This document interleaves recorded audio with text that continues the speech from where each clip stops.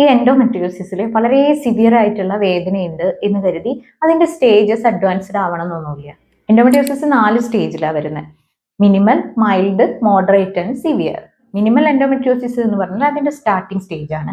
അതായത് ചെറിയ രീതിയിലൊക്കെ ലീഷൻസ്, സൂപ്പർഫിഷ്യൽ ലീഷൻസ് ഉണ്ടാവും, അതിന്റെ കൂടെ മിനിമൽ ആയിട്ട് ഇൻഫ്ലമേഷൻസ് ഉണ്ടാവും.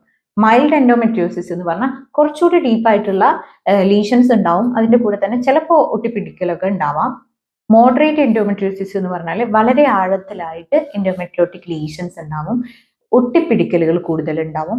ചോക്ലേറ്റ് സിസ്റ്റ്, ഓവറിയിൽ എൻഡോമെട്രിയോസിസ് വരുന്ന എൻഡോമെട്രിയോമയൊക്കെ കാണും.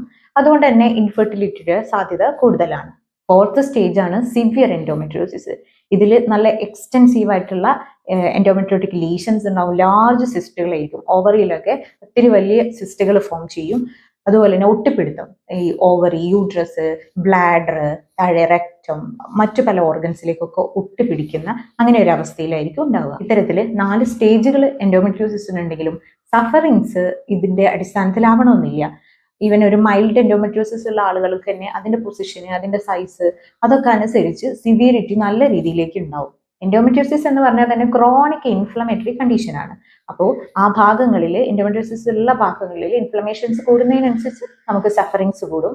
ഇപ്പോഴും നമ്മുടെ നോർമൽ സ്കാനിങ്ങിലൂടെയൊന്നും ഈ എൻഡോമെട്രിയോസിന്റെ സ്റ്റേജസ് ഒന്നും നമുക്ക് ഡയഗ്നോസ് ചെയ്യാൻ പറ്റില്ല. നമ്മൾ ലാപ്രോസ്കോപ്പി ചെയ്തിട്ടാണ് ഡീപ്പായിട്ട് എത്രത്തോളം അതിന്റെ വ്യാപ്തി ഉണ്ട് എന്നുള്ളത് നമ്മൾ മനസ്സിലാക്കുന്നത്. എൻഡോമെട്രിയോസിസിനെ കുറിച്ച് നമുക്ക് കൂടുതൽ സംസാരിക്കാം. Follow for more.